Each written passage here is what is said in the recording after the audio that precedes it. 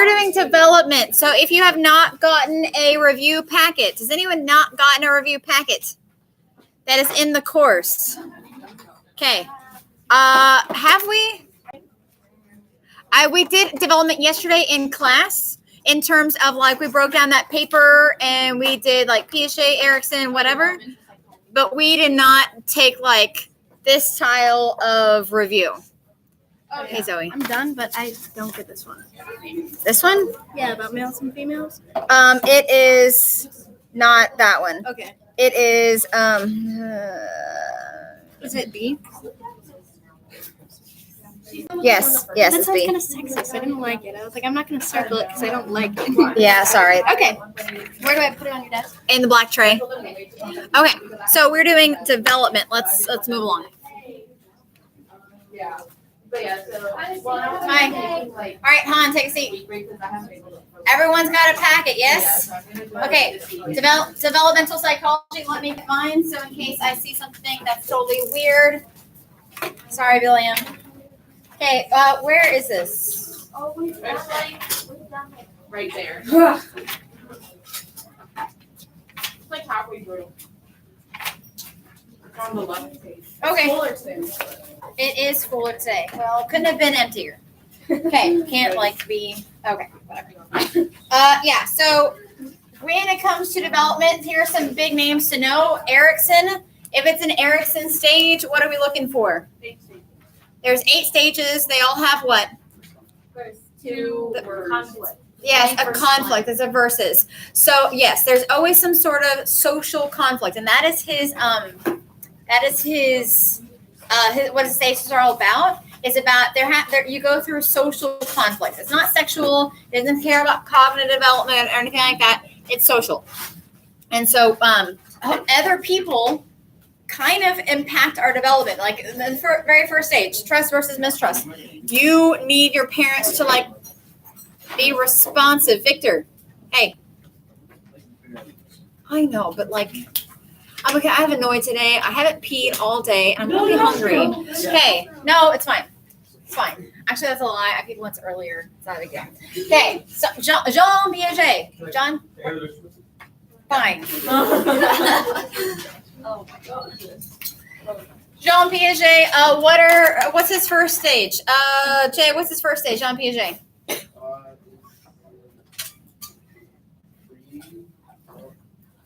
Y'all always want to do the pre-operational first. There's has something before. Oh, I know this. It doesn't sound like the other ones. Sensory motor. Okay, so sensory motor, there are babies. Oh, it's like on the, where is it? It's on the back. Oh yeah, it's on the bottom of that second page of the back of the first page. Sensory motor. This is where they're going to be exploring the world through their senses. They don't think objects exist when they're not looking at them. They lack object permanence. But they also have stranger danger. They have stranger anxiety. Okay, and we'll get to, I think if I remember correctly, there's a page that goes into each of them, just making sure that I'm going in the right spot and not like, yes, okay, we'll get there. We'll get there. In 30 minutes, apparently. Okay. So, and then moral development, this is Kohlberg. Think of the trolley dilemma, but a lot of the AP tests, sometimes they mention the Heinz dilemma. Do you remember the Heinz dilemma? I said it in class, but I don't know if I specifically said the name enough for you to remember. The Heinz dilemma is like the guy's wife is dying of some rare cancer. Does he steal the drug or does he not steal the drug? Steal the drug. Right. Most people would say steal the drug. And that's the Heinz dilemma. So if it's about stealing the drug to save a life or not stealing. Mary Ainsworth, we talked about her yesterday. That was the strange situation. What are the key word for Mary Ainsworth? Attachment. Anyone remember what percentage of babies have secure attachment? Close. It's like 66% or high 60s. 60-something% of babies have secure or securely attached. There are 2 types of insecurely attached. Do you see it? On like 6. Well, one is like just pushing away. Yes, that's ambivalent. Is that what you said? I said permissive. Oh, that's a parenting style. It's ambivalent, and then the other one is anxious. So on number 6B, it has those three. It has secure attachment, avoidant attachment, where they literally like want to avoid, and ambivalent or anxious. So like if they can't calm down, that's the anxious. If they push the mom away, that's avoidant. It's kind of in the name. Okay. Harry Harlow. We had a quiz question today about what tactile, what is the word? Tactile characteristics. Even if you didn't know what the word tactile meant, this was about the wire mother and the cloth mother and how babies prefer the cloth mother, which has no food, over like the monkey with food, the wire monkey. And so a lot of people, on day one of development, if I had you guys rank in order of importance for a baby, like clothing, food, comfort, probably everyone would be like food. Food's number one important. They'll die without food.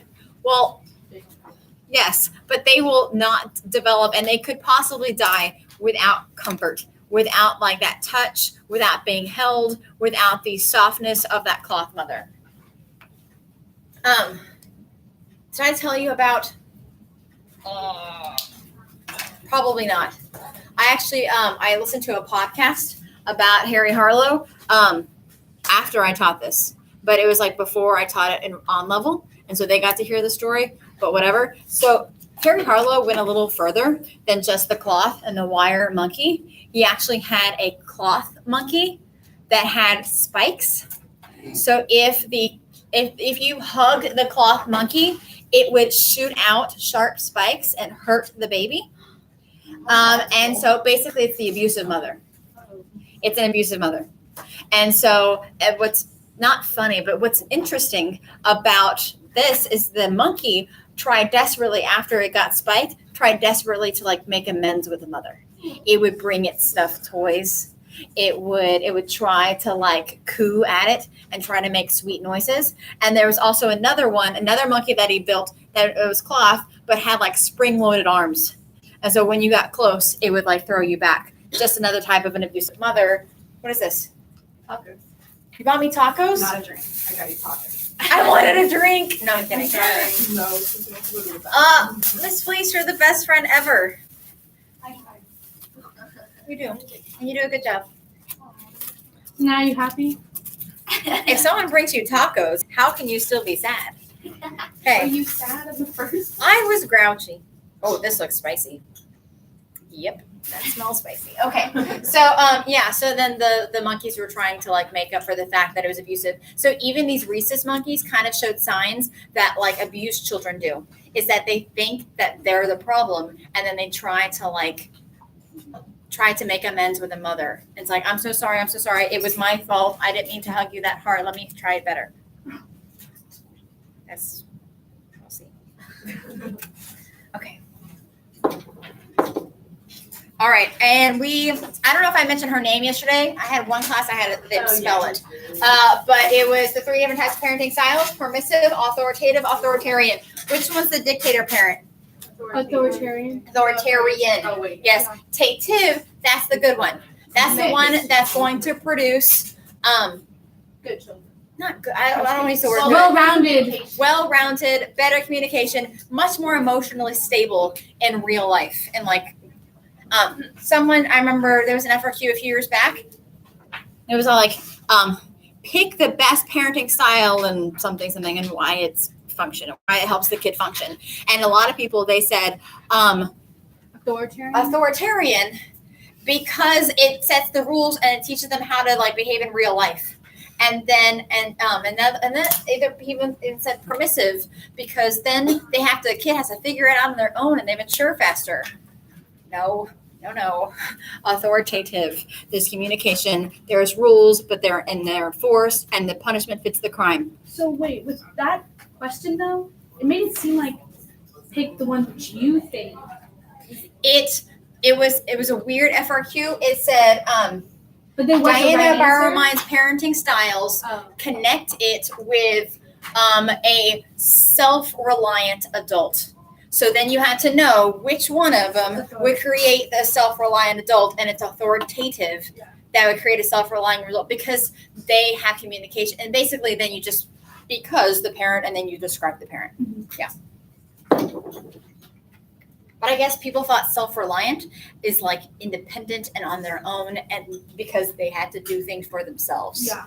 Which is not true. You're going to get that with authoritative. All right. No.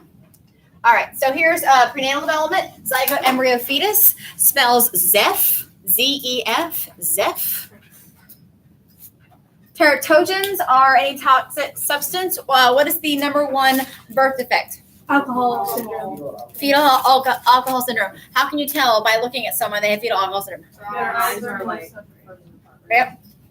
Their nose bridge is flat, right here, and their eyes are really far apart. Basically, they're like a hammerhead shark.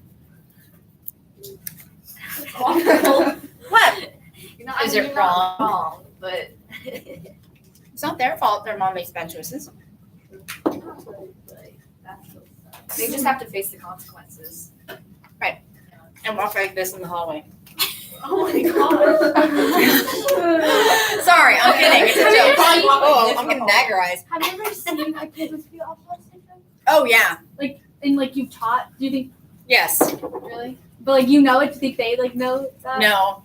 Oh. So that's worse than finding out they're colorblind.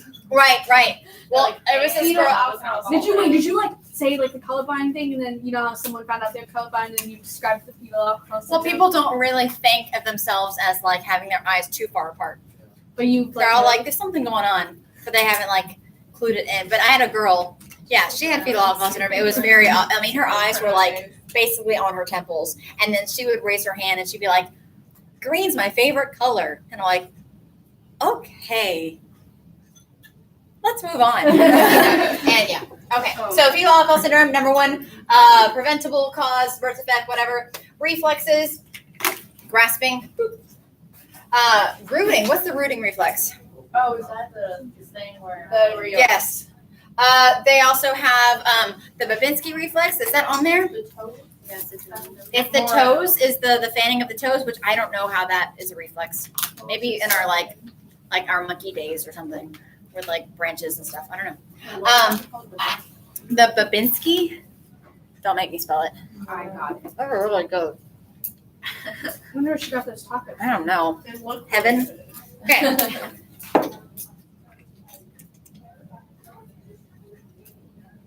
Be familiar with a little bit of motor function.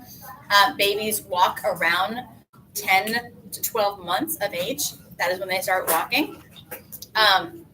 They're basically sitting up at 6 months. It says 7 months, but like just know that half a year they're sitting up and about a year they're walking. What about language development? When did they start saying one word, that holophrasic speech? Oh, no. When they're one. Okay, so at 1 year old, they're basically saying one word at a time, and they're now walking. When did they start doing that telegraphic speech, that two-word speech? About they say about 2 years. So one word for 1 year, 2 words for 2 years, and then after that, they start speaking in like full sentences. They go from like mom to like mom ball to, hey mother, would you please pass me the ball in the corner of the room? I would like to play with it now because it is fun for, I don't know. Like they go like full sentences. It's kind of amazing when they go from like one to like a full sentence. Okay, so here's Erickson. I put one with two words. All of the verses, trust versus mistrust, autonomy versus shame and doubt. This one just says doubt, but it's the same. Be familiar with the order. I would say you kind of probably have to know the order. They're literally just I. It's like you try to make an acronym, but Right. no, it's just like. Yeah. On the thing it says mad for What? on Erickson's it goes babies, toddlers. What is Where are you getting that? initiative versus guilt? What's that? Wait, what are you saying? Like what? It doesn't have anything filled in. For that. Oh, initiative versus guilt. This is about exploring, but also doing things on their own. Yeah, but what age is that? Toddler still? Yeah, later toddler. So if autonomy versus shame and doubt is like 2 to 3, this is like 3 to 4. So pre and then industry Yes. is like school age, right? Yes, this is school age kids. They're not gonna ask you the age. They're not gonna be like, he's 7. What stage is he in? Okay. I was gonna. They would if not it- do that. But it might be it's like, a- Carlos is 7 and he does these other things. So the 7 is just there to like help you. It's not that is You're not gonna be right, like, right. It's fair. yes. Oh God, who was it yesterday in class? I was like, what comes after like this? Oh, I was like, what after trust versus mistrust? And then someone was all like, identity versus role confusion. And I'm all like, yeah, like a 2-year-old is all like, who am I? Okay. Oh, speaking of self-concept, because figuring out your sense of self, yes, is identity role confusion. Does anyone know when a child is aware of that they are a person? Not 7, before 7. It's like 2 to 3. Is they realize that they are a person. And the study that like a human being. I am a human being. Isn't it like so before that? What they think form memories? Like did you say that? Mm, Do we know 3 predates memories. Yeah, before 3 you can't remember. But the reason that we know like that they know that they are a person is that they would draw take a marker and draw a dot on their face. Before 3, if they look in the mirror, they would touch the mirror. Around age of 3, they see that dot, they touch themselves. They realize that dot is on me. That is me. I'm a person. Okay. Yeah. So there you go. interesting. That's pretty cool. It really is. Like, who would have thought that, like, I need to develop this huge test. It's like, does someone have a Sharpie? Like, let's just get a Sharpie and just draw dots on a kid. Okay. So here is John Piaget. Yes, sensory motor comes first. The way that I remember pre-operational comes second. This is preschool. And yes, things like happen before the age of preschool. You're a baby. So preschool is pre-operational. Concrete comes next because I always think of like kids playing on the at school, because this is like 7 to 11. That's like elementary school. They're playing on the concrete slab at their school, like in the playground. That's how I remember it. And then formal, it's all like proms and homecomings, and you wear these like formal dresses and they're formal dances, and you're a little older, adolescence to adulthood. Okay, so let's talk about what they lack and what they have. Hun, what is the law of conservation? Law of conservation? Mm-hmm. Water in tall glasses is the same as water in small glasses. When did you not know that? Which stage did you not understand that? Pre-operational. When do you? Concrete. Okay, John, you're afraid of strangers. You have stranger danger. What stage are you in? Probably pre-operational. When do you get rid of Oh, it? no. No, sorry, sensory motor. Sensory motor. I took a bite and I assumed you were right. When do you get rid of that? When do you stop doing that? Pre-operational stage. Christina.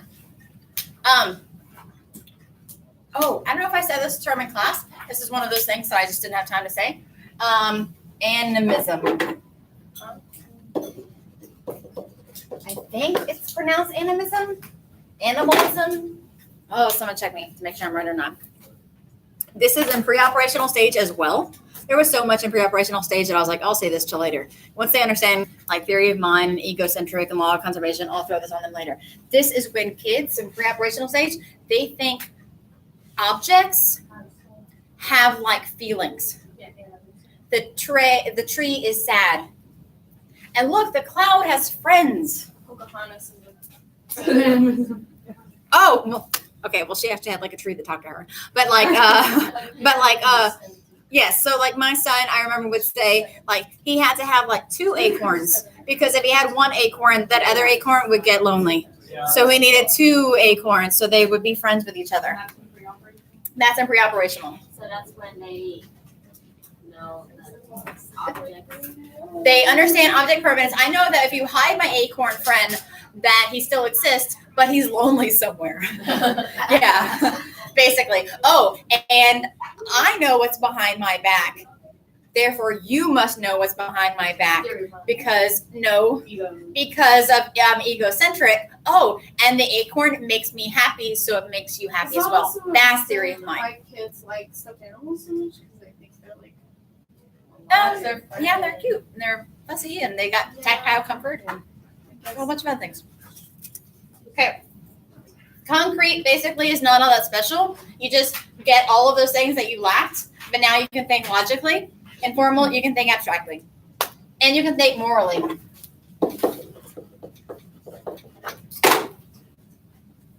I remember when we studied about this, I confused between concrete and formal because in concrete you can think logically, but formal you think abstract. So But think of concrete ideas. Concrete ideas are logic. They're like one answer. Right, one answer. But formal is more like if you were stuck on a desert island, what are the 3 things that you would bring? It's like there's no wrong answer.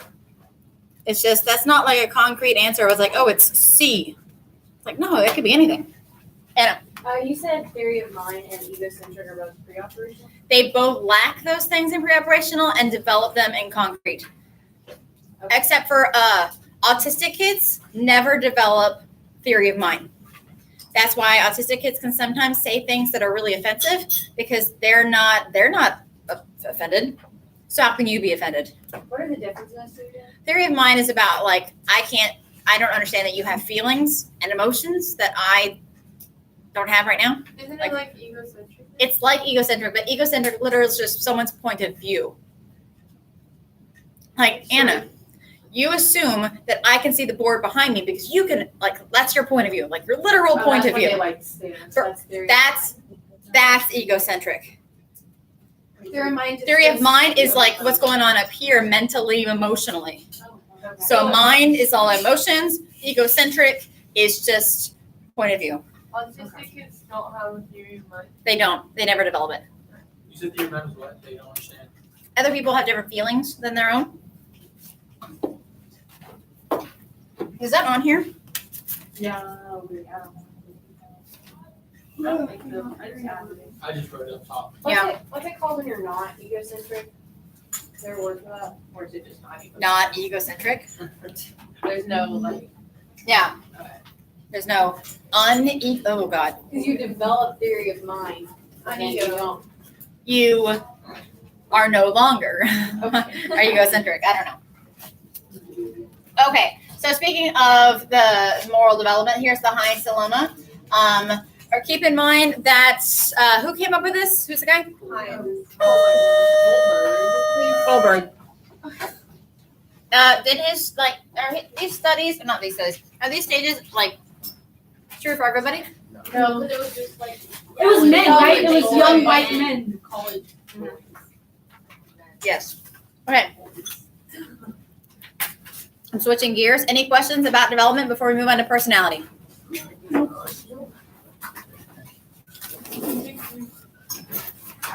It's like one thing down. You're already there.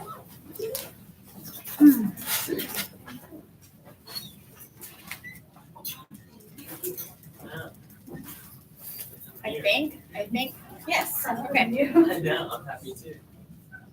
What? She said, Jonathan, they're here. Yeah. I mean, I don't know. Maybe you should get, I don't know, notes, packet, something. Okay. I think you should have signed in. Thank you. Oh, shit. Let's all take a break right now. It's fine. I find it. Very Thank Thank Wait, you. Do you do both of them? Yeah, you have to do both. I mean, like, I don't know. Attendance is gonna like go up. You know, like the week before you do that. What are you talking about? like You go block attendance will go go walking Oh. because everyone's before well, not text. everyone, but like more people are going to do Uh-huh. Is that a good taco?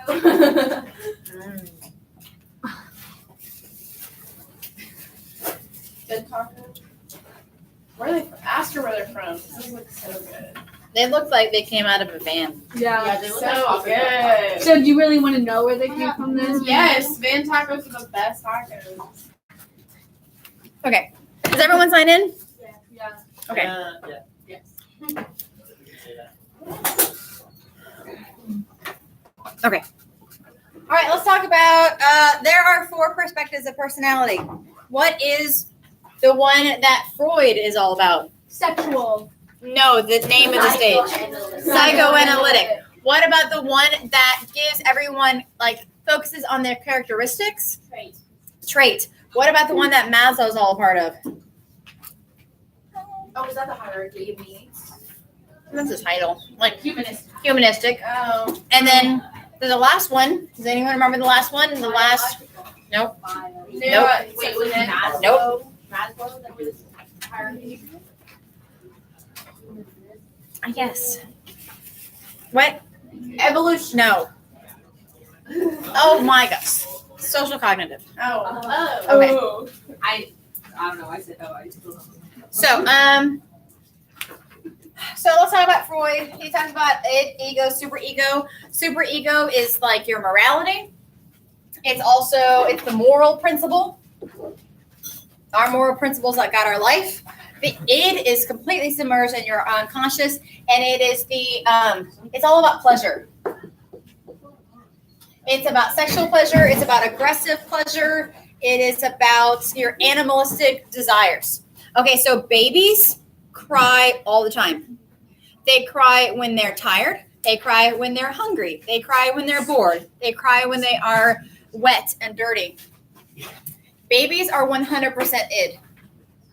You guys don't do that.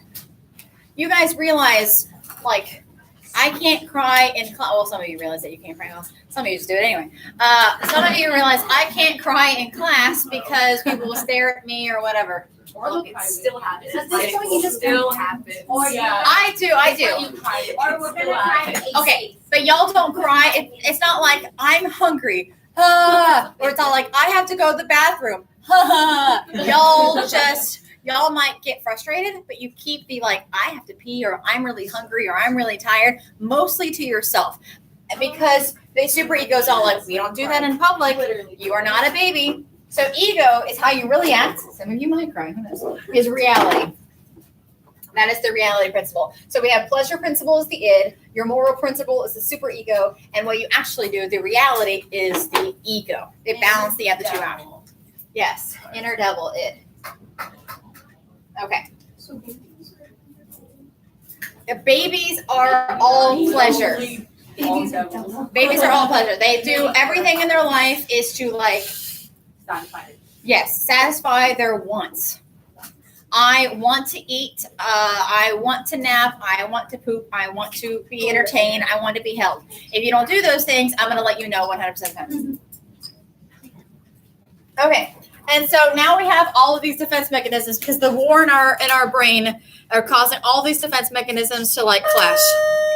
Okay, so I'm going to say a word. You say like the word that pops up into your head. Repression. You forget about it. You push down, you forget about it, you don't think about it. Projection. It's not. No, this is not a good thing. You show it to someone. Yes, you are blaming others. You are blaming, and it's your fault. The reason that I cheat in my relationship is because you're not giving me the attention that I deserve. The reason that I failed the AP test is because Miss Taylor did not blah, blah, blah, blah, blah. Didn't do Whatever. enough tutoring. Exactly. False. Okay. Denial. Like you don't even acknowledge. You don't even acknowledge it. It is the like, I've had students that like get 30s on every single test and they sign up for the AP test and then they say, I'm going to be just fine. You're like Denial. I was just fine. You were never making 30s. Ever. That's true. Not even close. Add like 70. And then that's maybe where you were at. Reaction formation. The opposite. This is the opposite. Like, the students that I hate the most, I keep telling them how much I love them. So you have to think. So if you don't tell us you hate us, you don't love us. Yeah, you're the worst, Gracie. Okay. Absolutely the worst. All right. How is that different? so it's like Megan. What, Anna? How's it different than compensation? Compensation, it's making up for it in a different way. So like reaction formation is doing the exact opposite of how I really feel, while compensation is I'm not good at something, I lack in one particular area, so I'm going to make up for it in a completely different area. Like I suck at math, so I'm gonna go to like. You're gonna compensate. You're going to compensate for your That's the- misses. It is the big trucks, Little other feet, Little feet. little feet. Right. It's never like ever. Look at it's never like a guy with like a whole bunch of muscles that's really tall, that's good looking and smart, and that gets into like a big truck. It's always like short dudes. We just stereotype. No, it's true though. Way to use my representative heuristics to make a logical conclusion that sometimes could be wrong. Sometimes. So reaction formation is like sarcasm, like, oh, I'm fine. I'm fine. Yes, the meme of like, well, that's also denial too. Yeah. I was thinking about like the fire and the dog that's all like, I'm fine. Oh, I love that. Yeah. Displacement. This is taking your anger or that is like punching a wall, yelling at Jay when I'm mad at Summer. Is that one socially acceptable? No, it's not. Oh, where is sublimation on here? Sublimation. Sublimation is not on here. Sublimation, that's the one that's socially acceptable. S for socially acceptable, S for sublimation. So if I yell at Jay because I'm mad at Summer, that's not okay. But if I go and like exercise and like run and take a jog because I'm mad at Summer, that would be sublimation. Like writing it out. Yes, just and then like and then you write the letter and then you tear it up and you never send it and you're like, Yeah. it's all good. You wrote the letter and you sent it. That Right. would be bad. Right. Fill it with glitter first when they open it up. Okay. Rationalization is you justify it to yourself. It's not that big of a deal. I'll be fine. It's not that big of a deal. Like, it doesn't really matter, whatever. And then regression is to like reverse and go back and act like a kid. So you might whine and complain.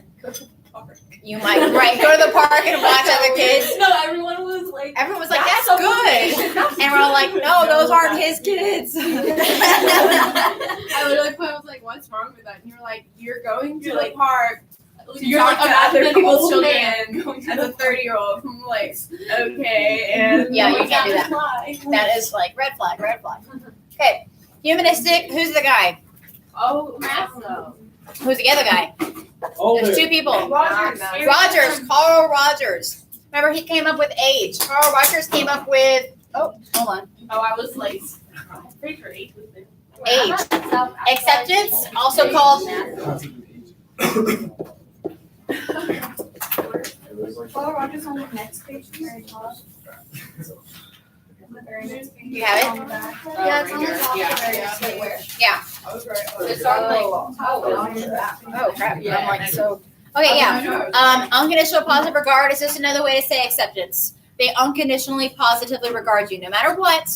Unconditionally, I will regard you positively. I will think good things about you, no matter what. And you need age. And then G is genuineness. You need to be like a not fake person. And E is empathy. Serial killers lack the E. Like they're not empathetic towards people. Empathy, acceptance, Genuineness. Don't be fake. Be a real person. Wait, acceptance, genuineness, And empathy. So what does that get you? It's like Maslow's like, all you need is food It goes and safety and like love.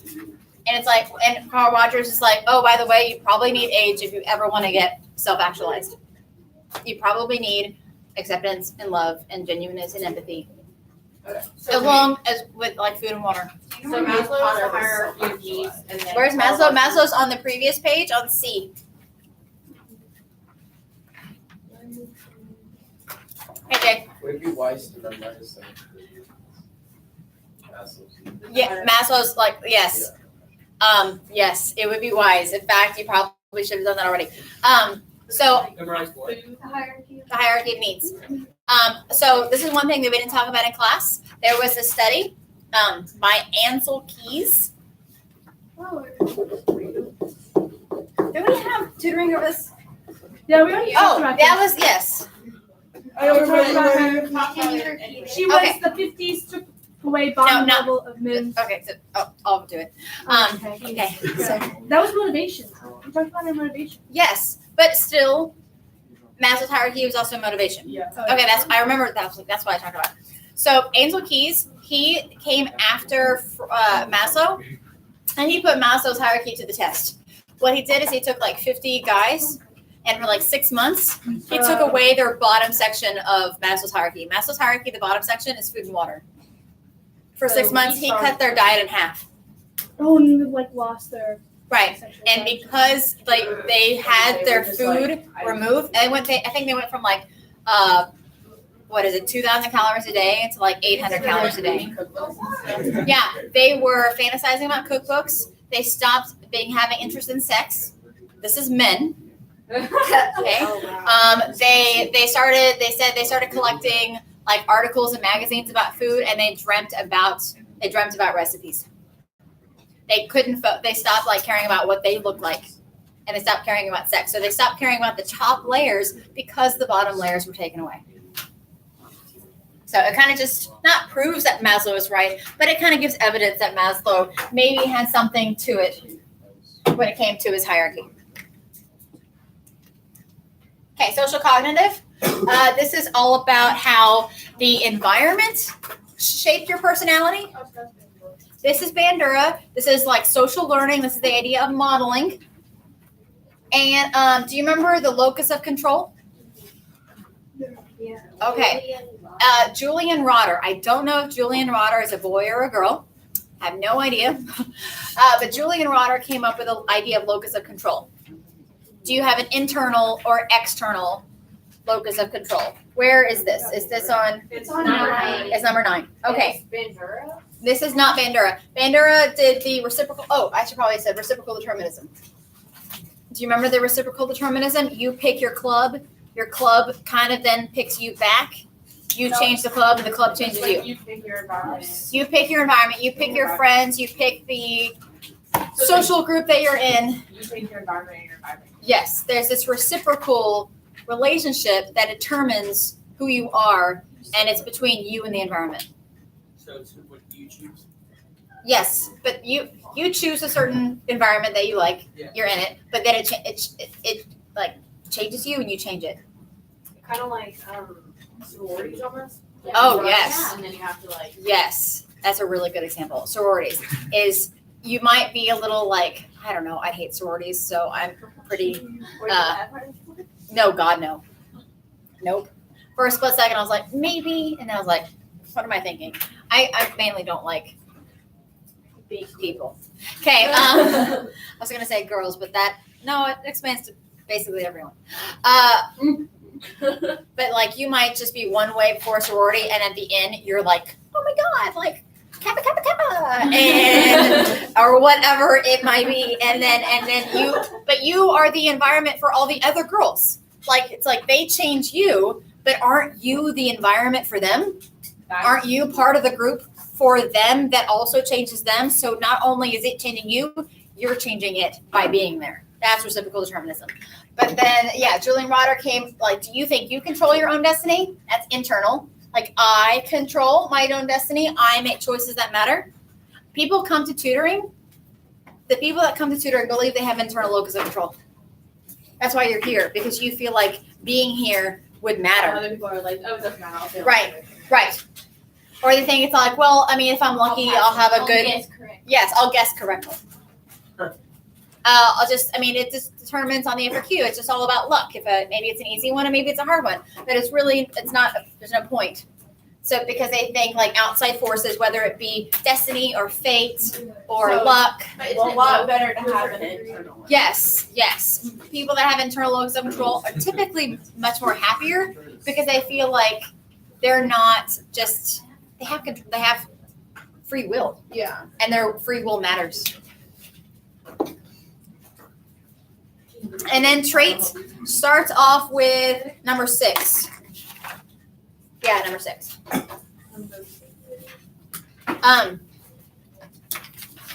don't have to know about George Kelly. Personal conflict theory. I mean, it just says, I mean, if you look into it, it says like you guys put the world in opposites. Things are fair or unfair. They're easy or they're hard. That people are good or bad. There's no. Yes. There's no equilibrium. Yeah. It's black and white type of thing. Okay, so for traits, keep in mind there's a whole bunch of trait perspectives. The Hans Sibyl ice snake, do you remember that circle? It was all like stable, unstable, extrovert, introvert, and then I think we talked about characters on The Office and where they were. It's all like, oh, Jim is a stable extrovert. Oh yeah. Yeah. The huge chart. Yeah, it was like a circle thing. Yeah. Wait, So stable, unstable. introvert, extrovert, those are the two extremes. So it's two spectrums that kind of overlap, and you're somewhere on those. Yeah, you said yours changed. You said at first you were. That was the Myers-Briggs, Oh. which is still under the trait perspective, just different. Ocean, you need to know Ocean. You have to know the words of Ocean. Last year's FRQ, I believe it was, I think N. I think neuroticism. I think. It's the only one I remember, which is funny because it's like the Oh. weird one. Wait, is this a big five? The big five. The big five is Ocean. O stands for openness, of how like open to new ideas you are. C is conscientiousness. That's like how a hard worker you are. E is extroversion. I guess the opposite of that is introversion. Oh, God. Agreeableness is like, do you argue a lot? Are you like a pleasant person to be around? Or do you like, Sorry, I know someone that's not like that. we all know someone that's not like that. Yeah, we all know someone who is closed-minded, not a hard worker, and they are not an agreeable person. They're just basically an awful human being. Yeah. And then neuroticism just means like, are you a worrier? Are you calm, or go with the flow, or do you worry a lot? What did you say about point? It's like hard work. Hardworking versus lazy. Okay. So this criticism is not just for this one perspective. This bullet point should be further out because that's the criticisms for the entire trait perspective. It does not take situation into account. It's saying that people are worrying either all the time or not at all. People are agreeable all the time or not at all. Forget about the situation. We know that's not to be true. We know that situations matter.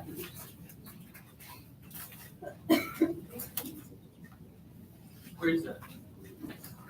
I don't know if it's on here. Is it?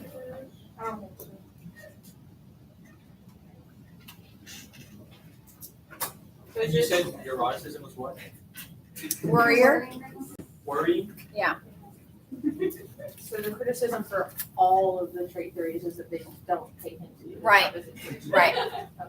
And like the So it's criticism, like you might be closed-minded, that's because of like your environment or like the house. Right. Drugs, or- right. Okay. I might be closed-minded in some aspects, but not the others. Oh.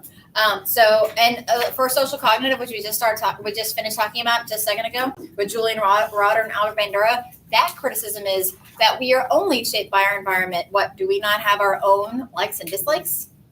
Is it only the environment that changes who we are? Like you can put anyone in a sorority and they'll just turn out to be a sorority girl at the end of the month?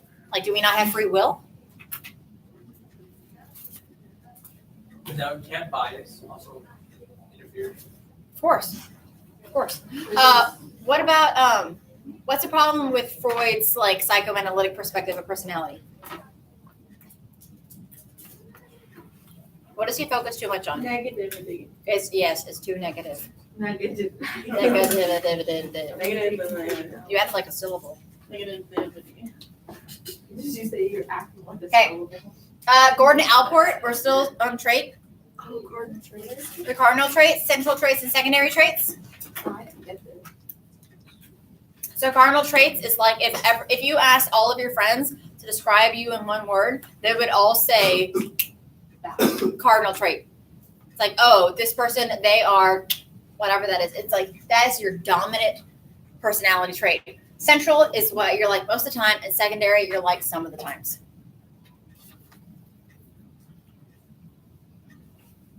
Secondary some of the time.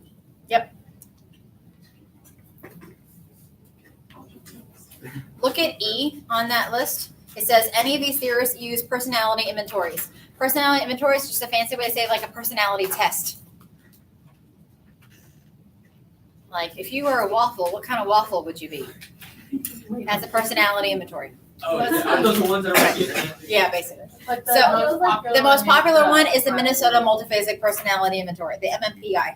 That one is popular in psychology because they will give it to people right before they start treatment, and then they'll give it to them after treatment and see like, because there are questions that are like, I am judgmental on myself, true or false. Yeah. It's all like, well, maybe at the beginning you were, but maybe you're not as judgmental towards the end. It's seeing progress. And it also helps diagnose too. Myers-Briggs one, that was the like ENFP and INTJ, and that was 16. Is that here? Okay, that was Minnesota. Oh my gosh, where Yeah, is it's C, is it not? it? The Myers-Briggs is it on here? Is it cattle or whatever factor analysis? No, it's not. Well, look at, as I talked about this, same traits, just different. And this is 16 different types, not the same. So the Myers-Briggs is like it gives you, or you're a P or a J, an I or an E, a T or an F. Where is I don't think it's on here. It's not. I want you to add it. Just put Myers-Briggs and then just put like 16 types. I think I've taken it just 3 times. I've taken it twice and I've gotten same What are you? Is it 70? ENTJ or an ENFJ. I think I was ENFJ once and then ENFJ. Yeah.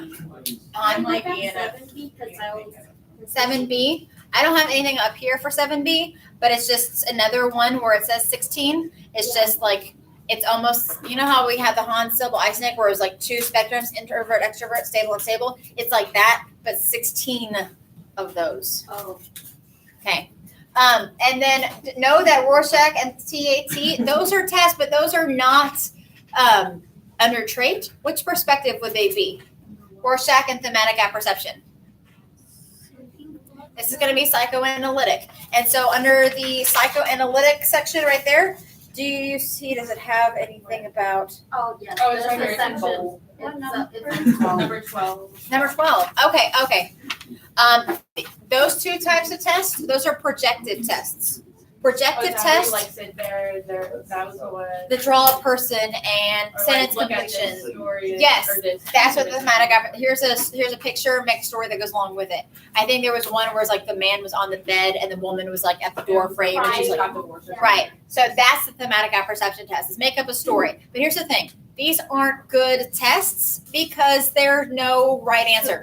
They're subjective and they're called projective tests because you are projecting your id onto it. It's not about what the picture's really of. It's just like, what does your id think it is? Whatever. Rorschach ink plot, that's the test. That's the ink plot test.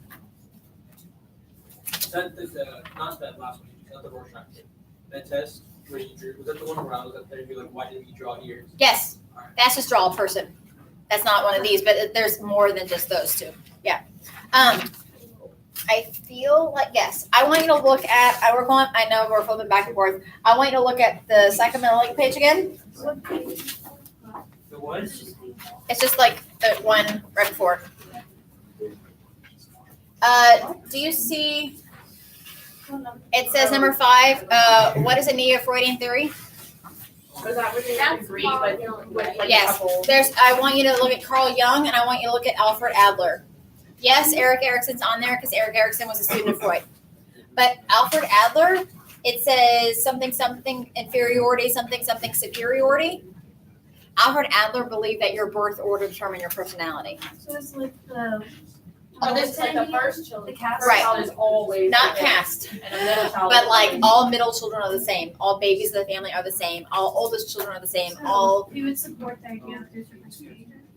no, Like the development stages. not that. It's just like, what are you, a middle child? Yeah. Okay, so Probably feel He, unheard. yeah, like yes, the middle children typically are the ones that strive to like do well in school because they feel like You have a twin. they're forgotten. So like a middle child twin, so. Okay. Maybe on both. But then only children are the same. They're like, oh, they're independent, and all babies of the family are whatever. So the birth order what? Birth order determines your personality. I mean, to a certain extent, I wouldn't say it affects it, but it is kind of like. There's some stereotype. truth Yeah, there's to it. Oh, yeah. Personality. Second child is, Interesting. Yeah, I would say that's I think that it's about accurate. some only child. Well, it's like that entire meme where Very, it's like, yours, I don't think yours. Okay, I'm telling you right now though, I know like most of the only child like Yeah. kids that I know are awful. Well, I get that. Strangle them. I get that. And I'm trying to make sure that doesn't No, happen. it's But it's the It's the spoiledness. thing about, yes. You never had to share. Well, they're used to having. You also know the Yes. difference between an authoritative and authoritative. That's You true. know that. So But, you like, would be- Knowing it and doing it. Yes. Hard. It's just But like you can realize, some, like, Right. oh, that was authoritative. that I Right. know are like, Carl Young's also on here. Do y'all remember Carl Young? Yes. Now, I would The remember that collective- person forever. It's okay. I would underline the collective unconscious that we have these similarities through our species. He thinks that all of our ids, like all of our icebergs, connect underwater. So like, oh my gosh, McKay, shh. All of our icebergs connect underwater, and so he says that there's a lot of similarities between cultures. That there has to be something that's like deep down we all share. Like all cultures have some form of like God. All cultures have a political system of some kind. All what's it called? All stories of creation have a flood. Is it really? So it's like, where did that come from?